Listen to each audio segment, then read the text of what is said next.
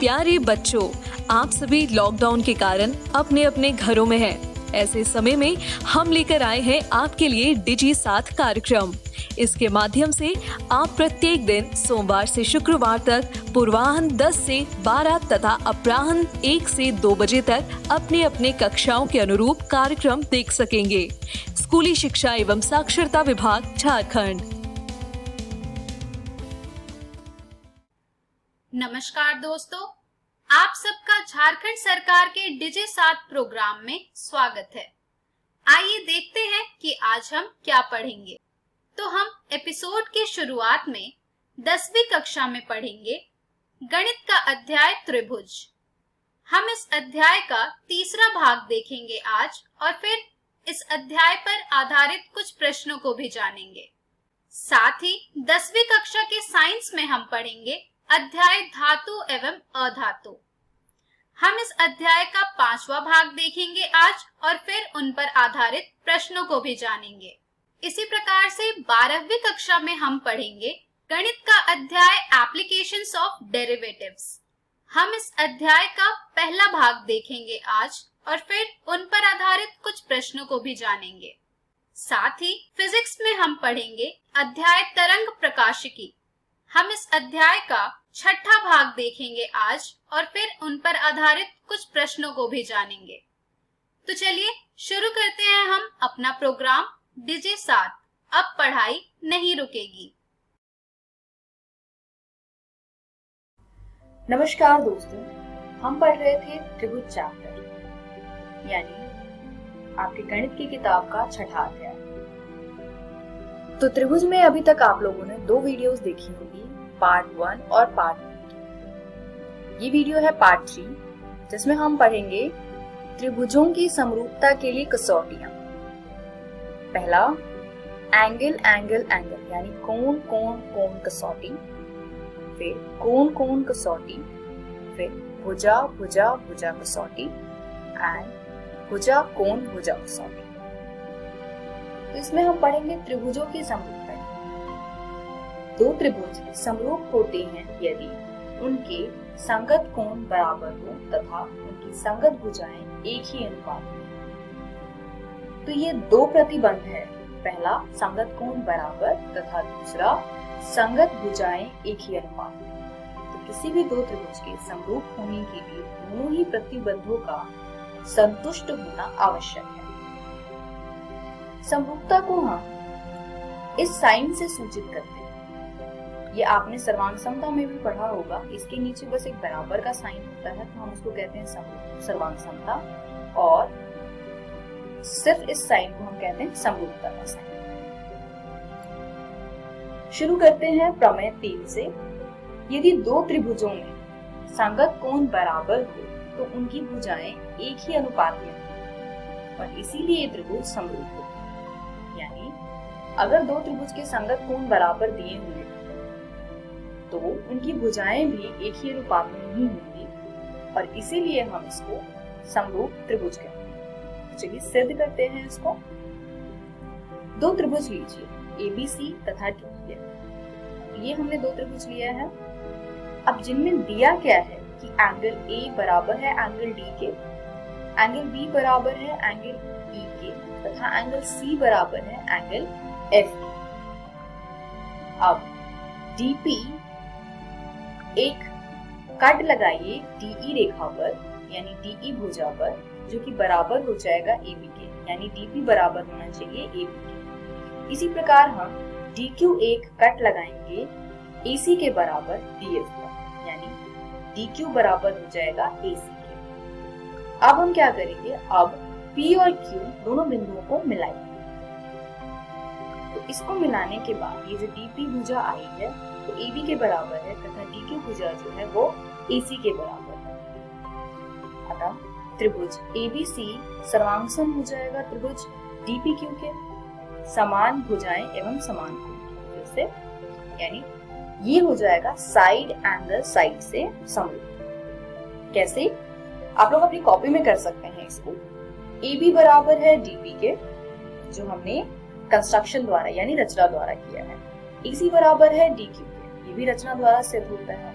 और कोण ए कोण बी के बराबर हमें दिया हुआ है। तो ये क्या हो जाएगा, भुजा कोण भुजा सर्वांग समता की कसौटी से ये दोनों त्रिभुज सर्वांग समता हो जाएंगे।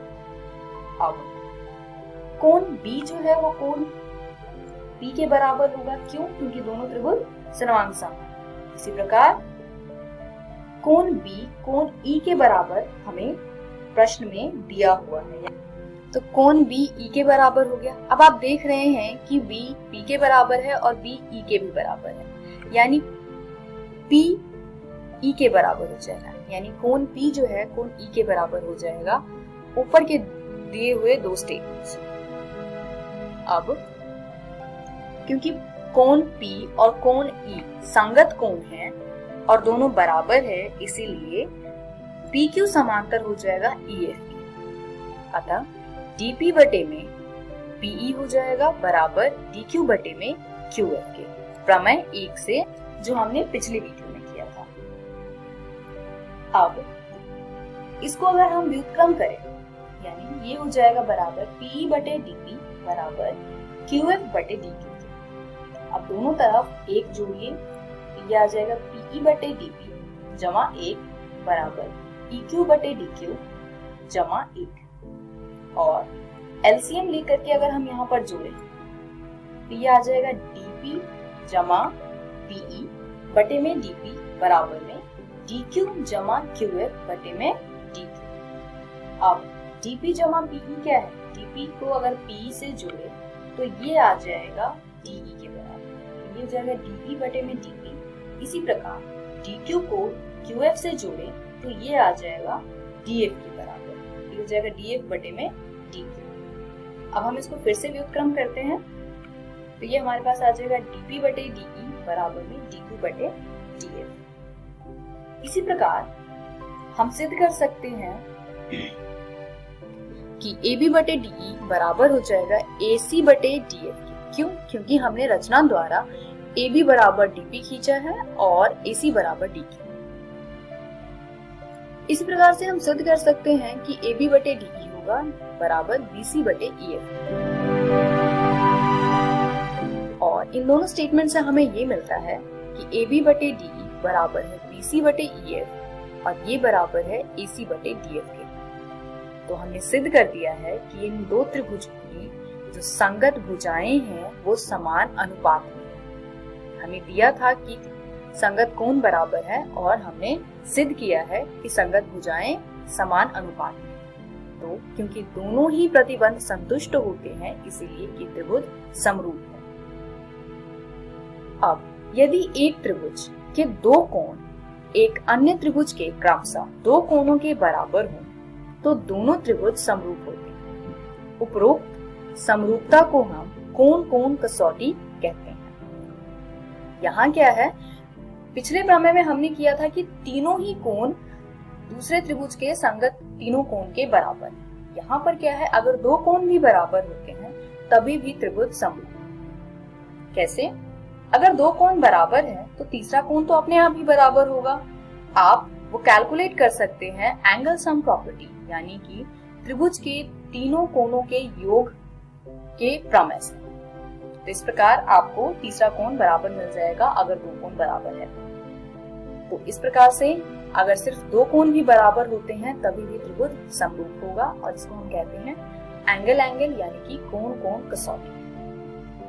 अगला प्रमेय देखते हैं। यदि दो त्रिभुजों में एक त्रिभुज की भुजाएं दूसरे त्रिभुज की भुजाओं के समानुपाती अर्थात एक ही अनुपात में हो तो इनकी संगत कोण बराबर होते हैं और इसीलिए दोनों त्रिभुज समरूप होते हैं। और इसको हम कहते हैं साइड साइड साइड यानी ट्रिपल एस से लिखते हैं। इसका अर्थ होता है भुजा भुजा भुजा कसौटी। इसको हम डिटेल में सिद्ध नहीं करेंगे क्योंकि एग्जाम में आता नहीं है, बस जान लेते हैं इसका अर्थ क्या है। अर्थ ये है कि त्रिभुज दो अगर दिया हुआ है और दोनों त्रिभुज में अगर AB बटे DE बराबर है BC बटे EF के और ये बराबर है AC बटे DF के, तो ये दोनों त्रिभुज समरूप होंगे SSS समरूपता कसौटी से। एक चीज यहाँ पर आप जान लीजिए, हम लोग बहुत देर से संगत कोण और संगत भुजाओं के बारे में बात कर रहे हैं, तो एक बार बता देते हैं कि संगत का क्या अर्थ होता है। संगत का यहाँ अर्थ है, क्योंकि जिस तरीके से हमने इसको भिन्न के रूप में लिखा है AB बटे DE, तो आपको कैसे पता कि AB के नीचे DE ही आएगा, EF नहीं आएगा। तो इसका अर्थ ये है कि जब हम कोण की बात करते हैं तो संगत भुजाओं का अर्थ होता है जैसे AB ABC की पहली दो टर्म्स हैं, इसी तरह DEF के पहले दो टर्म्स DE हो गए, तो इनको हम कहते हैं संगत भुजाएं। इसी प्रकार BC है EF का संगत भुजा और AC की संगत भुजा हो जाएगी DF। इसीलिए AB बटे में हमने DE, BC बटे में EF तथा AC बटे में DF। अब उदाहरण देखते हैं। आकृति में कोण P ज्ञात कीजिए। आकृति क्या है? ये हमें आकृतियां दी हुई है दो। इन आकृति में हमें कोण P ज्ञात करना है। तो P कोण ज्ञात करने के लिए हम इसको कैसे ज्ञात करेंगे? अगर आप त्रिभुज PQR को देखिए तो PQR में एक भी कोण हमें दिया नहीं है। तो अगर एक भी कोण नहीं दिया हुआ है तो हम किस प्रकार से ज्ञात करेंगे कोण P को? चलिए दूसरे त्रिभुज पर आते हैं, त्रिभुज ABC। क्या त्रिभुज ABC में हम C कोण ज्ञात कर सकते हैं? जी हाँ, त्रिभुज ABC में हमें A और B दिया हुआ है तो हम C ज्ञात कर पाएंगे। और अगर मैं त्रिभुज ABC को त्रिभुज PQR के समरूप कर दूं किसी प्रकार, तो क्योंकि संगत कोण बराबर होते हैं तो इस प्रकार हम कोण P ज्ञात कर पाएंगे। चलिए देखते हैं कि ये दोनों त्रिभुज समरूप हैं या नहीं। इसके लिए भुजाएं सभी दी हुई है तो हम इसकी भुजाओं का अनुपात निकालेंगे। त्रिभुज ABC तथा त्रिभुज PQR में AB बटे QR, AB कितना है 3.8 बटे में QR 7.6 और दोनों को अगर काटे तो ये आता है 1 बटे 2। दूसरी भुजा देखें AC बटे PR। AC है 3 वर्गमूल 3 बटे में PR है 6 वर्गमूल 3 और दोनों को काटने पर हमें प्राप्त होगा 1 बटा 2। तीसरी भुजा देखें BC बटे में PQ। BC भुजा है 6 तथा PQ भुजा है 12। 6 बटे 12 क्या होता है 1 बटा 2। तो इस प्रकार आप देख पा रहे हैं कि तीनों संगत भुजाओं का अनुपात बराबर है, यानी AB बटे QR बराबर AC बटे PR बराबर BC बटे PQ बराबर है 1 बटे 2 के। अर्थात त्रिभुज ABC समरूप है त्रिभुज RQP की। इनकी संगत भुजाएं कुछ इसी प्रकार है कि RQP समरूप होगा त्रिभुज ABC के। आप देख रहे हैं कि AB की संगत भुजा QR है, AC की संगत भुजा PR है और BC की संगत भुजा PQ है, इसीलिए हमने इसको PQR ना करके RQP लिया है। और ये समरूप होता है भुजा भुजा भुजा समरूपता नियम से। अब हमें निकालना है कोण P। तो कोण P की संगत कोण कौन सी है? कोण C। और कोण C कोण P के बराबर हो जाएगा इस प्रकार, क्योंकि समरूप त्रिभुजों के जो संगत कोण होते हैं वो बराबर होते हैं। तो अब कोण C बराबर है कोण P के, पर हमें कोण C का मान भी नहीं ज्ञात है, तो कोण C का मान हम ज्ञात करेंगे। अब त्रिभुज ABC में आप देखिए, त्रिभुज ABC में त्रिभुज A पता है, त्रिभुज B पता है और हमें C ज्ञात करना है। तो C ज्ञात करने के लिए हम क्या करेंगे? त्रिभुज के कोण युग गुणधर्म का प्रयोग करेंगे। ये क्या होता है? ये होता है कि त्रिभुज के तीनों कोणों का योग 180 डिग्री होता है, यानी कोण A जमा कोण B जमा कोण C बराबर होगा 180 डिग्री के। अब हम यहाँ पर कोण A का मान और कोण B का मान प्रतिस्थापित करेंगे, यानी 80 डिग्री जमा 60 डिग्री जमा कोण C बराबर 180 डिग्री।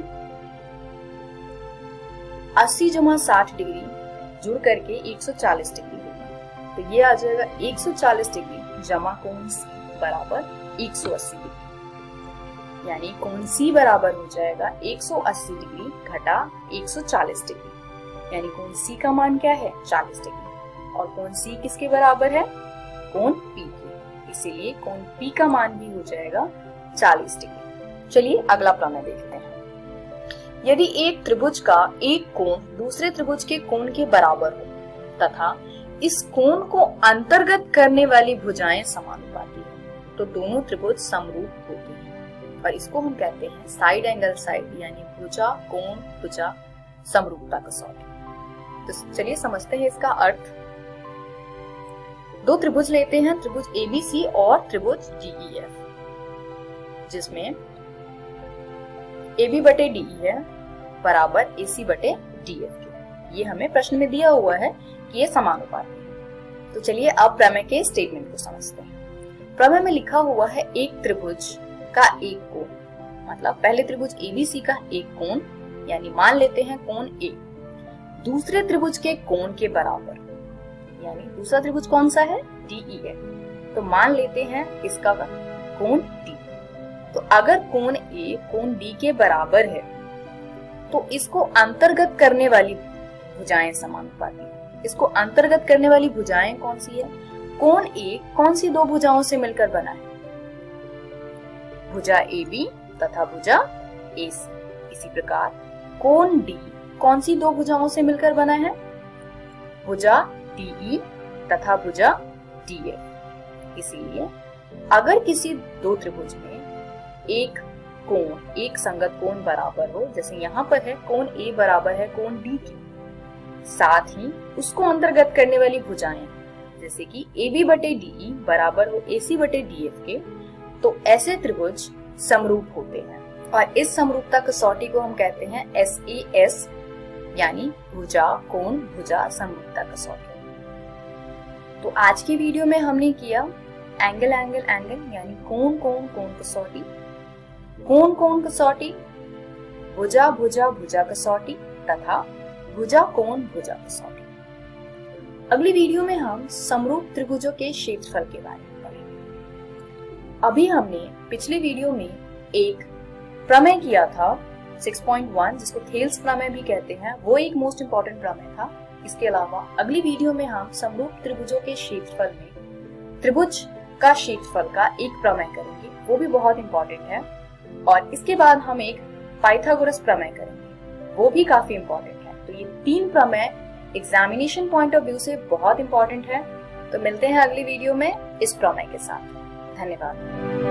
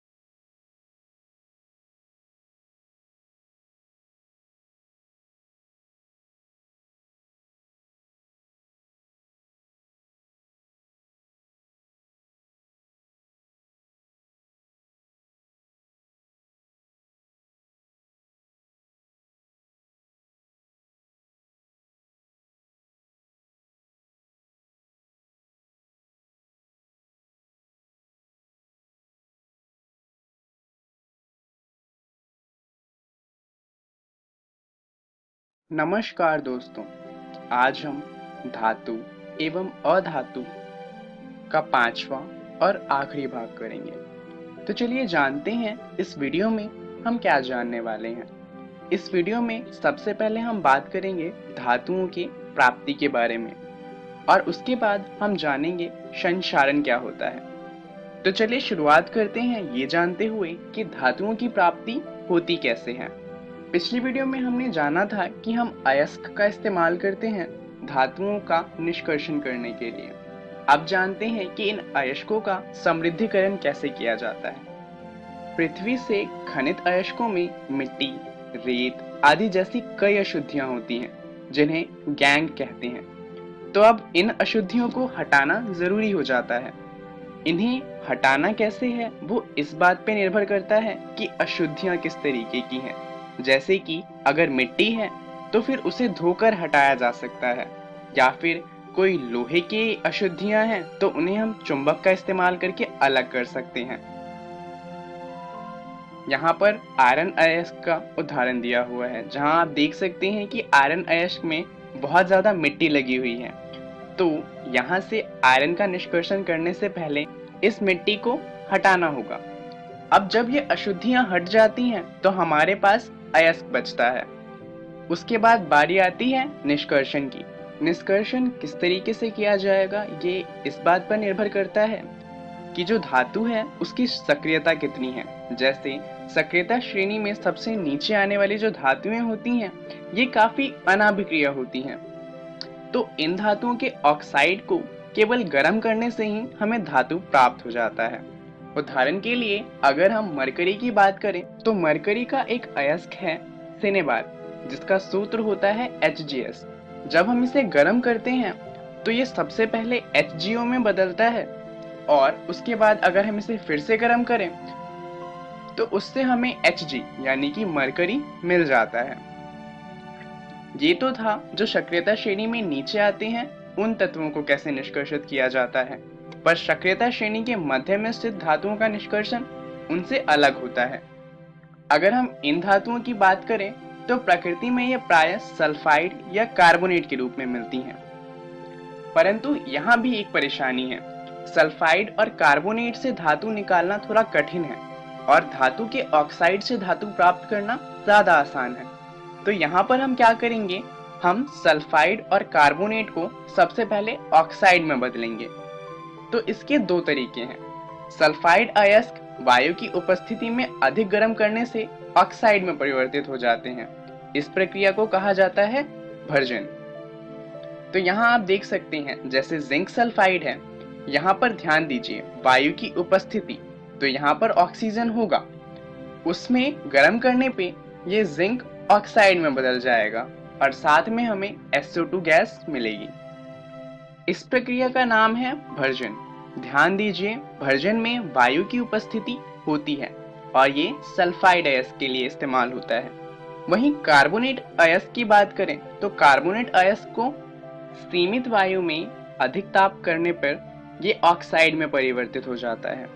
इस प्रक्रिया को निस्तापन कहा जाता है। जैसा कि आप देख सकते हैं जब जिंक कार्बोनेट को हम गर्म करते हैं, ध्यान दीजिए यहाँ पर ऑक्सीजन नहीं है क्योंकि हमने ये अभिक्रिया सीमित वायु में की है। तो जिंक कार्बोनेट को सीमित वायु में गर्म करने से हमें जिंक ऑक्साइड मिलता है और साथ में कार्बन डाइऑक्साइड गैस विकसित होती है। ये प्रक्रिया निस्तापन कहलाती है। चलिए अब बात करते हैं कि इसके बाद क्या होगा। अब हमारे पास धातु ऑक्साइड आ गया, तो उससे धातु प्राप्त करने के लिए हम उपयुक्त अपचायक का इस्तेमाल करेंगे और उससे हमें धातु मिल जाएगा। उदाहरण के लिए निस्तापन या भर्जन की मदद से हमारे पास धातु ऑक्साइड आ जाएगा, जैसे कि यहाँ पर जिंक ऑक्साइड आया है। हम इसकी अभिक्रिया कार्बन से करवाएंगे। जैसा कि आप जानते हैं कार्बन जिंक से ज्यादा अभिक्रियाशील होता है। तो यहाँ पर क्या होगा, जो कार्बन है वो ऑक्सीजन के साथ अभिक्रिया करेगा और कार्बन मोनोऑक्साइड बना लेगा और जो जिंक है वो अलग हो जाएगा। इससे हमें जिंक प्राप्त हो जाएगा। जैसा कि आप देख सकते हैं यहाँ पर विस्थापन अभिक्रिया हुई है। ये जो विस्थापन अभिक्रिया होती हैं ये बहुत ही ज्यादा ऊष्मक्षेपी होती हैं। यहाँ तक कि इनमें से एक अभिक्रिया जिसे हम थर्माइट रिएक्शन कहते हैं उसका इस्तेमाल होता है रेलवे की पटरियों को जोड़ने के लिए। तो आप समझ सकते हैं कि यहाँ पर कितनी ज्यादा ऊर्जा विकसित होती है। चलिए अब बात करते हैं कि सक्रियता श्रेणी में जो सबसे ऊपर स्थित धातु हैं उनका निष्कर्षण कैसे होता है। इन्हें कार्बन के साथ गर्म करके इनके यौगिक तो प्राप्त नहीं किए जा सकते क्योंकि ये कार्बन से ज्यादा विक्रियाशील होते हैं। तो इसके लिए हम इस्तेमाल करते हैं विद्युत अपघटनी का। इन धातुओं को विद्युत अपघटनी अपचयन द्वारा प्राप्त किया जाता है। उदाहरण के लिए हम सोडियम क्लोराइड का विद्युत अपघटन लेते हैं। यहाँ पर हम क्या करेंगे कि सोडियम क्लोराइड को जल में मिला लेंगे और कैथोड और एनोड की मदद से इसमें विद्युत प्रवाहित करेंगे। अब जैसा हम जानते हैं कैथोड पे नेगेटिव चार्ज होता है और एनोड पे पॉजिटिव चार्ज होता है। तो सोडियम का आयन जो कि पॉजिटिव होता है वो नेगेटिव की तरफ जाएगा और क्लोरीन का आयन जो कि नेगेटिव होता है वो एनोड की तरफ जाएगा। इससे एनोड पे हमें क्लोरीन मिल जाएगा और कैथोड पे सोडियम। अब बात करते हैं धातुओं के परिष्करण की। अभी हमने जितने भी प्रक्रमों की बात करी, भर्जन, निष्पादन, विद्युत अपघटनी, विस्थापन आदि, इन सभी प्रक्रमों से जो धातुएं प्राप्त होती हैं वो पूर्ण रूप से शुद्ध नहीं होती। तो धातुओं से जो अपद्रव होते हैं उन्हें हटाने के लिए विद्युत अपघटनी परिष्करण का प्रयोग किया जाता है। इसमें हम करते क्या है कि कैथोड हमारी शुद्ध धातु होती है और एनोड वो धातु होती है जिसे शुद्ध करना होता है। जब इस विलयन में विद्युत प्रवाहित की जाती है तो एनोड से जो शुद्ध धातु है वो कैथोड वाली शुद्ध धातु पे चली जाती है और जितने भी अपद्रव होते हैं वो एनोड के नीचे ही इकट्ठे हो जाते हैं और इन्हें कहा जाता है एनोड पंख। इसी प्रक्रम का नाम है विद्युत अपघटनी परिष्करण। चलिए अब बात कर लेते हैं संक्षारण की। खुली वायु में अगर आप कुछ दिनों तक सिल्वर की वस्तुएं डालें तो वो काली हो जाती हैं क्योंकि उस पे सिल्वर सल्फाइड की एक परत बन जाती है। इसी तरीके से कॉपर की बात करें तो कॉपर भूरे रंग का होता है, पर वायु में ज्यादा दिनों तक छोड़ने पे ये हरे रंग में परिवर्तित हो जाता है, जो कि कॉपर कार्बोनेट की एक परत होती है। जंग के बारे में तो आप सब जानते ही हैं। लोहे को अगर हम खुली वायु में रख दें तो उस पे भूरे रंग की परत चढ़ जाती है, जिसे जंग कहते हैं। संक्षारण से सुरक्षा की बात करें तो उसके लिए हम धातु को पेंट कर सकते हैं, उस पे तेल लगा सकते हैं, उस पे ग्रीस लगा सकते हैं, या साद लेपन और क्रोमियम लेपन कर सकते हैं, या एनोडीकरण कर सकते हैं, या फिर मिश्रित धातु बना सकते हैं। इन सभी से जंग से धातु को बचाया जा सकता है। यशाद लेपन क्या होता है आप सोच रहे होंगे। तो यशाद लेपन में हम क्या करते हैं कि धातु के ऊपर जिंक की एक पतली परत चढ़ा देते हैं जिससे धातु का संक्षारण नहीं होता। मिश्रित धातु की बात करें तो दो या दो से अधिक धातुओं के सामंगी मिश्रण को मिश्रित धातु कहा जाता है। उदाहरण के लिए जब हम कॉपर में चांदी को मिलाते हैं तो उससे हमें पीतल मिलता है। यदि कोई एक धातु पारद होता है तो मिश्रित धातु को अमलगम कहा जाता है। चलिए जान लेते हैं इस वीडियो में हमने क्या सीखा। हमने जाना कि धातुओं की प्राप्ति कैसे होती है और उसके बाद हमने जाना कि संक्षारण क्या होता है। धन्यवाद।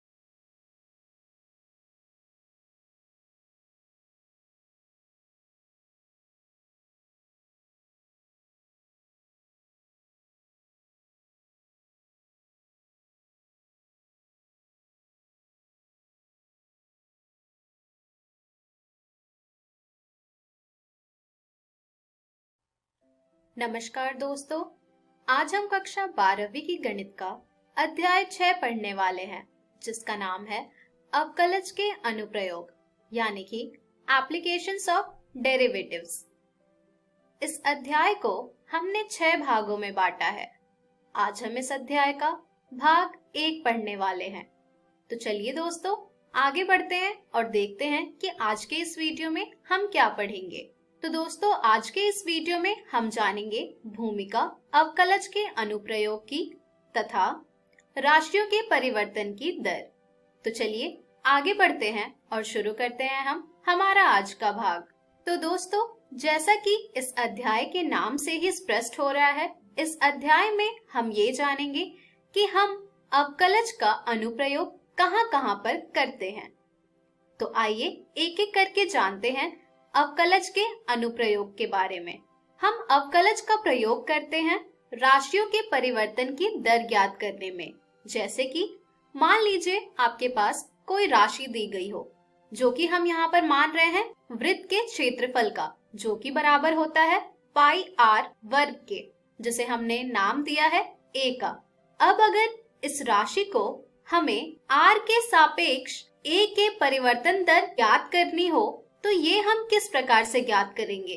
तो दोस्तों ये हम ज्ञात करते हैं अवकलज का प्रयोग करके। तो इस प्रकार से हम अवकलज का प्रयोग करके राशियों के परिवर्तन की दर ज्ञात करते हैं। चलिए दोस्तों, अब हम बढ़ते हैं हमारे दूसरे अनुप्रयोग की ओर, जो कि है किसी बिंदु पर स्पर्श रेखा तथा अभिलंब की समीकरण ज्ञात करने में। तो दोस्तों यहाँ पर ये देखिए, आकृति में आप देख पा रहे हैं कि यहाँ एक स्पर्श रेखा भी है और अभिलंब भी है। तो दोस्तों इन दो रेखाओं की समीकरण हम ज्ञात करेंगे अवकलज का प्रयोग करके।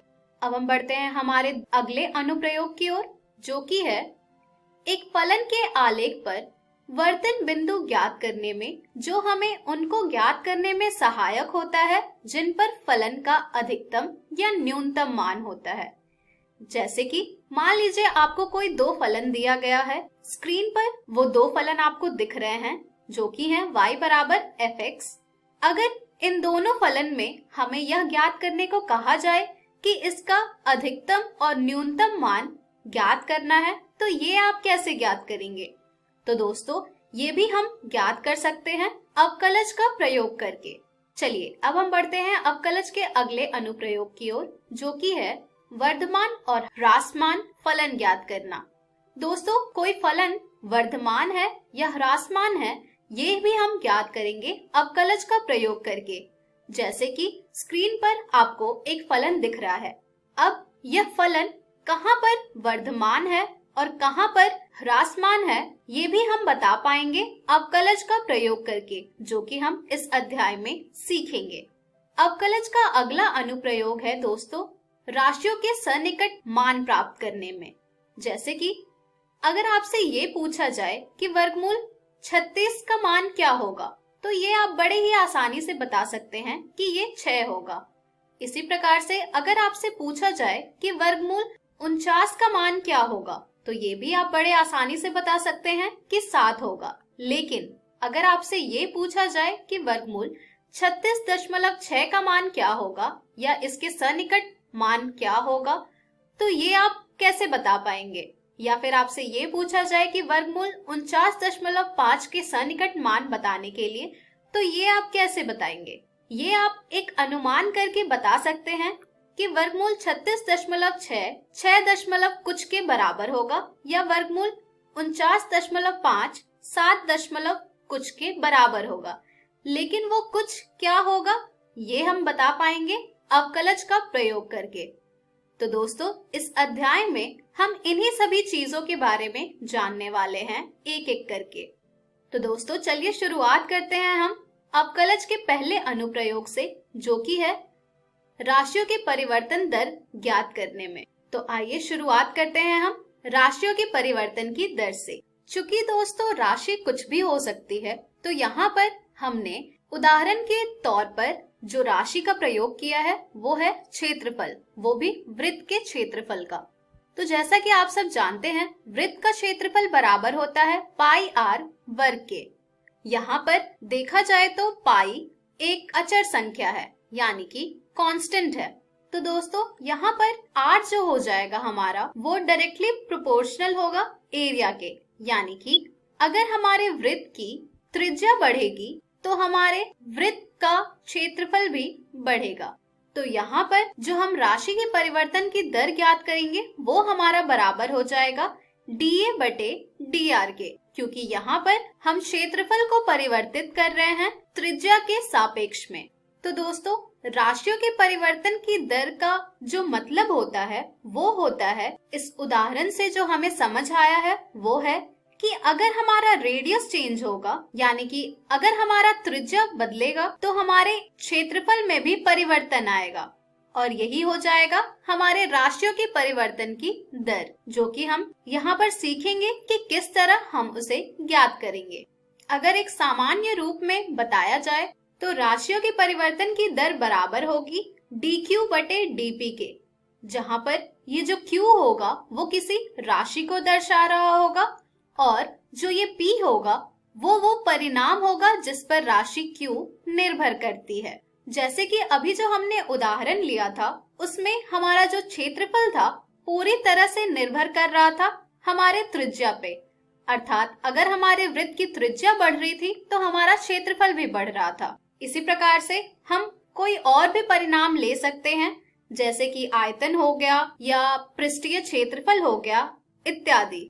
तो दोस्तों, अगर हमें यह दिया हुआ हो कि अवकलज ds बटे dt, तो इससे हमारा जो तात्पर्य होगा वो होगा समय अंतराल t के सापेक्ष दूरी s के परिवर्तन की दर से, यानी कि ds बटे dt हमारा परिवर्तन का दर होगा समय अंतराल t के सापेक्ष दूरी s से। इसी प्रकार से यदि एक राशि y एक दूसरी राशि x के सापेक्ष किसी नियम y बराबर fx को संतुष्ट करते हुए परिवर्तित होती है, तो dy by dx या f डैश x के सापेक्ष y के परिवर्तन की दर को प्रदर्शित करता है।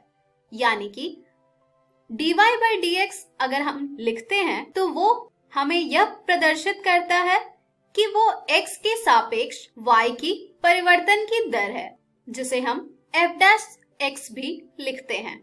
और dy by dx या f डैश x नॉट हमारा मान हो जाएगा x बराबर x नॉट पर, जो कि प्रदर्शित करता है x के सापेक्ष y के परिवर्तन की दर को x बराबर x नॉट पर। तो ये थी थोड़ी बहुत जानकारी राशियों के परिवर्तन की दर की। चलिए दोस्तों, अब हम सीखते हैं कि किस तरह हम राशियों का परिवर्तन करेंगे अवकलज से। जैसा कि आप सब जानते हैं, वृत्त का क्षेत्रफल बराबर होता है पाई r वर्ग के। अब चूंकि यहाँ पर हमें राशियों का परिवर्तन की दर ज्ञात करनी है, अर्थात हमें ज्ञात करना है dA बटे dr। आइए देखते हैं कि ये हम कैसे ज्ञात करेंगे। अब जब हम dA बटे dr ज्ञात करेंगे तो वो हमें प्राप्त होगा d बटे dr गुने पाई r वर्ग के।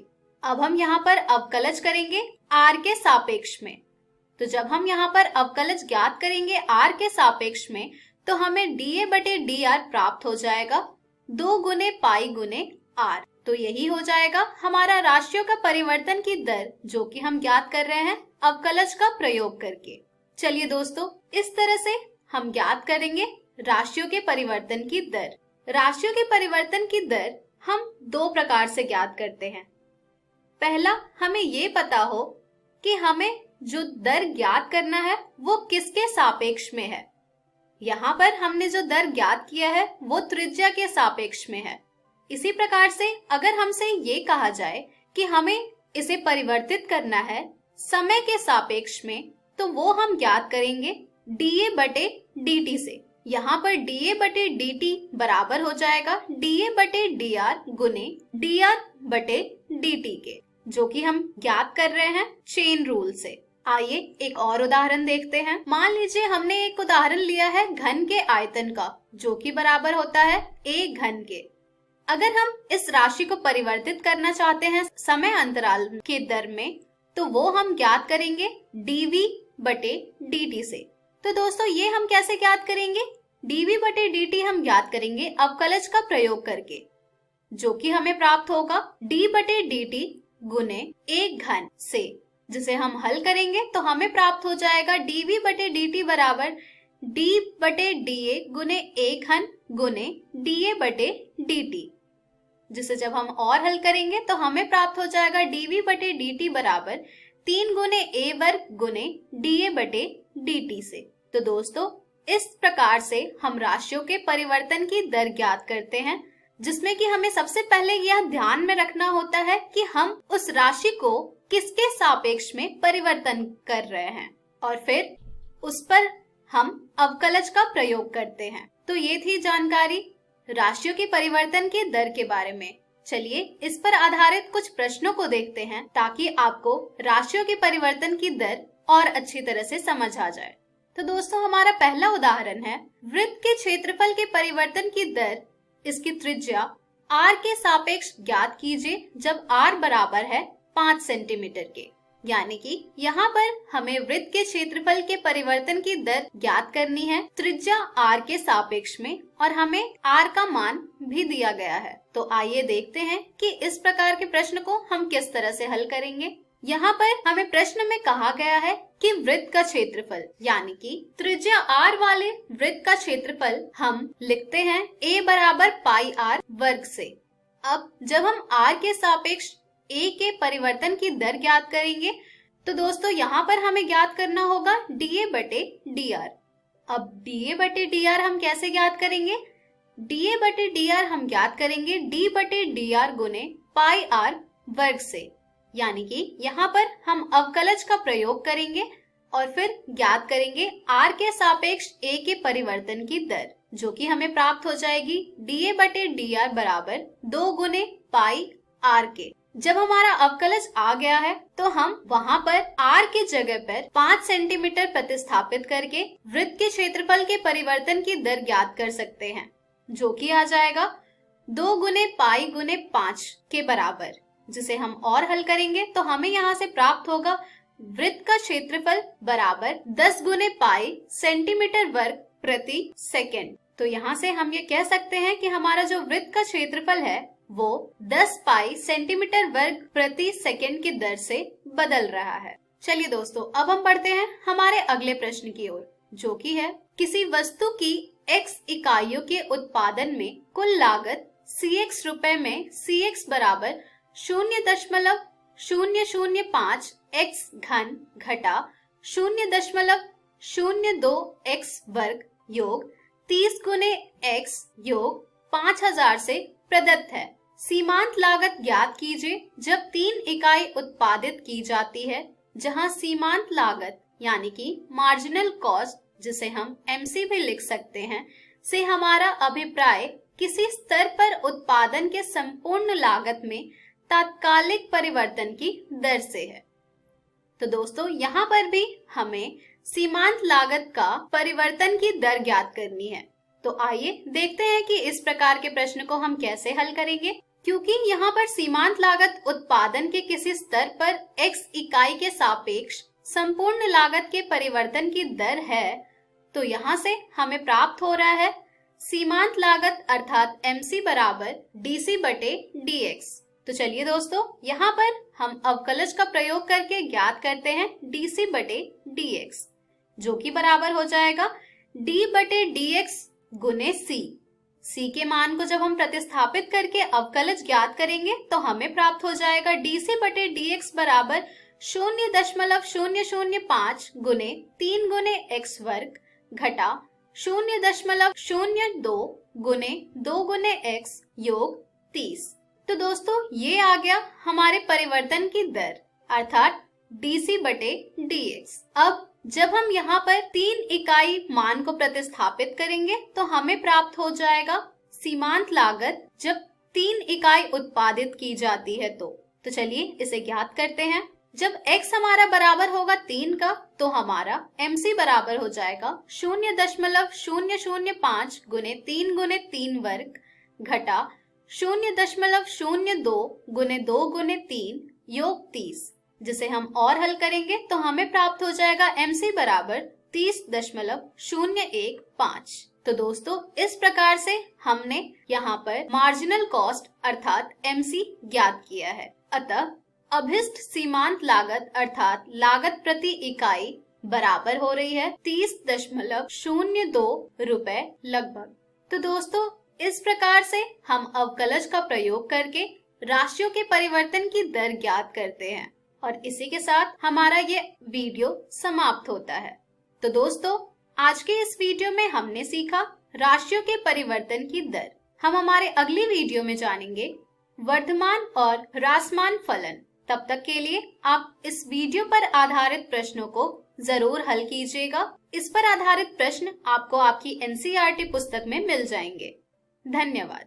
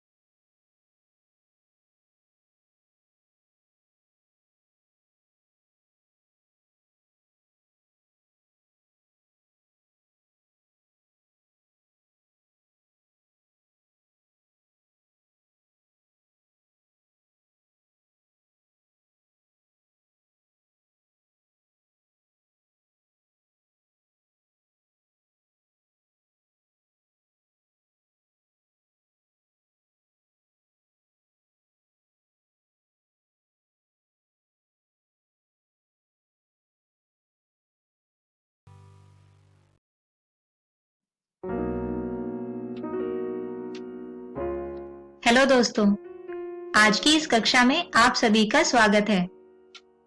दोस्तों, हमारे आज के इस वीडियो में हम अध्याय 10 तरंग प्रकाशिकी का छठा और अंतिम भाग समझेंगे।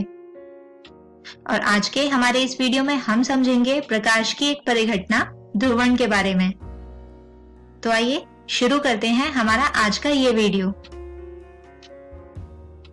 दोस्तों, यदि हम एक लंबी डोरी को देखें जिसे क्षैतिज रखकर पकड़ा गया है और इसका दूसरा सिरा स्थिर माना गया है, तो ऐसी किसी डोरी के एक सिरे को यदि हम ऊपर नीचे आवृत्ति रूप से गति कराएं तो एक तरंग उत्पन्न कर पाएंगे जो कि x दिशा में संचरित होगी।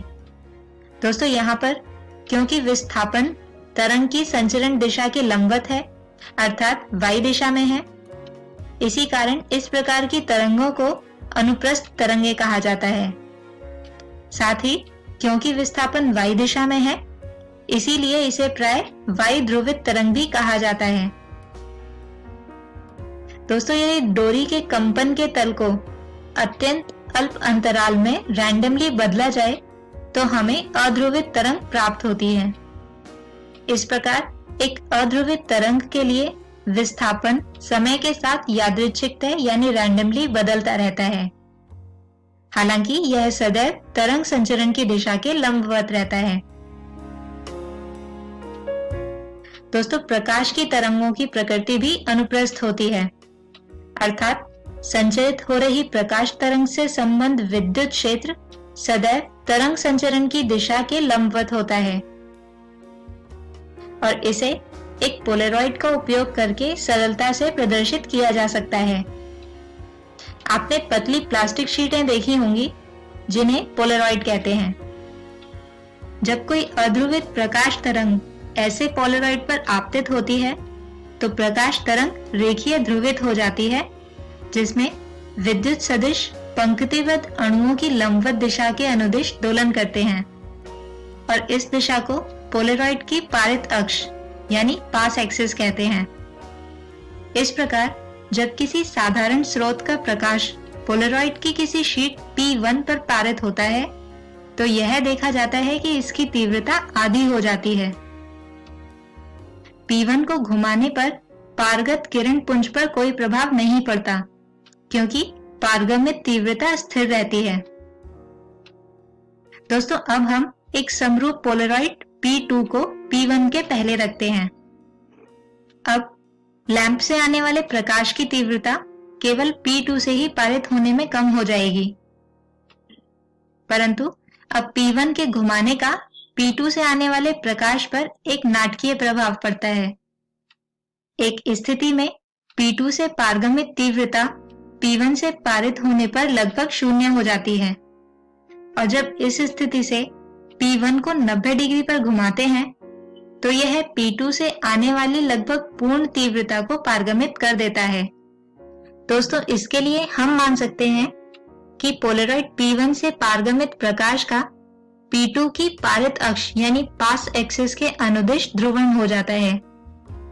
यदि P2 की पारित अक्ष P1 के पारित अक्ष से थीटा कोण बनाती है तो P1 से घटक E cos थीटा पारित होता है और इस प्रकार जब हम पोलरॉइड P1 को घुमाते हैं तो तीव्रता निम्न प्रकार बदलती है, I बराबर I0 cos की घात 2 थीटा। दोस्तों, यहाँ पर I0 P1 से गुजरने के पश्चात ध्रुवित प्रकाश की तीव्रता है और दोस्तों इस नियम को मेलिस का नियम कहते हैं। दोस्तों, पोलरॉइड को धूप के चश्मों, खिड़की के शीशों आदि में तीव्रता नियंत्रित करने में उपयोग किया जाता है। पोलरॉइड का उपयोग फोटोग्राफी कैमरों तथा 3D चलचित्र कैमरों में भी किया जाता है। दोस्तों, पोलरॉइड के अतिरिक्त प्रकाश परावर्तन के द्वारा भी ध्रुवण की परिघटना को किया जा सकता है। इसमें जब दो पारदर्शी माध्यमों की सीमा पर कोई अध्रुवित प्रकाश आपतित होता है, तब यदि अपवर्तित तथा परावर्तित किरणें एक दूसरे के बीच समकोण बनाती हों, तो परावर्तित प्रकाश पूर्णतः ध्रुवित होता है। इस अवस्था में आपतन कोण को ब्रूस्टर कोण कहते हैं तथा इसे IB से निरूपित किया जाता है। दोस्तों, हम देख सकते हैं कि यहाँ IB सघन माध्यम के अपवर्तनांक से संबंधित होता है, क्योंकि हमने जैसा कि कहा कि IB जमा R बराबर होता है 90 डिग्री यानी π/2 के, और स्नेल के नियम द्वारा हम लिख सकते हैं कि म्यू बराबर होगा sin IB/R यानी कि sin IB/sin π/2 घटा IB के, जिसे लिख सकते हैं sin IB/cos IB, जो बराबर होता है tan IB के। दोस्तों, इस नियम को कहा जाता है ब्रूस्टर का नियम। तो दोस्तों, इसी विषय के साथ हम खत्म करते हैं हमारा आज का ये वीडियो। आज की हमारी इस वीडियो में हमने जाना प्रकाश की एक परिघटना ध्रुवण के बारे में, और जाना कि प्रकाश परावर्तन के द्वारा भी यह ध्रुवण की परिघटना संभव होती है। इसी के साथ खत्म होता है यह अध्याय तरंग प्रकाशिकी। अगले वीडियो में हम शुरू करेंगे एक नया अध्याय, अध्याय 11 विकिरण तथा द्रव्य की द्वैत प्रकृति। तब तक के लिए गुड बाय।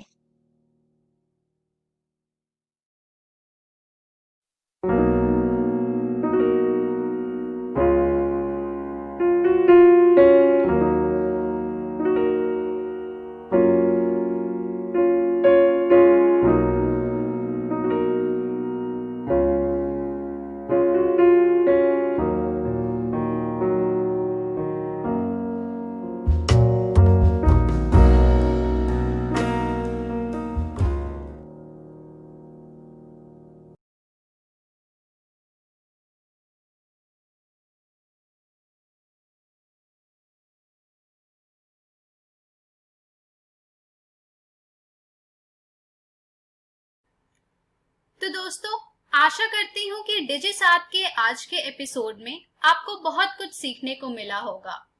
आइए देखते हैं कि आज हमने क्या पढ़ा। तो आज हमने 10वीं कक्षा में पढ़ा गणित का अध्याय त्रिभुज, साथ ही साइंस का अध्याय धातु एवं अधातु। इसी प्रकार से 12वीं कक्षा में हमने पढ़ा गणित का अध्याय एप्लीकेशंस ऑफ डेरिवेटिव्स, साथ ही फिजिक्स का अध्याय तरंग प्रकाशिकी। चलिए अब हम जानेंगे कि हम कल क्या पढ़ेंगे। तो हम कल 10वीं कक्षा में पढ़ेंगे सोशल साइंस का अध्याय मुद्रण, संस्कृति और आधुनिक दुनिया। साथ ही हम इंग्लिश में पढ़ेंगे फॉग चैप्टर। इसी प्रकार से 12वीं कक्षा में हम पढ़ेंगे केमिस्ट्री का chapter D and F block elements. साथ ही हम 12वीं कक्षा के बायोलॉजी का अध्याय पढ़ेंगे वंशागति के आणविक आधार। एक जरूरी सूचना इस एपिसोड की जो अभी आपने देखी, इसका पुनः प्रसारण YouTube पर किया जाएगा इकोवेशन के चैनल पर ठीक 3 बजे।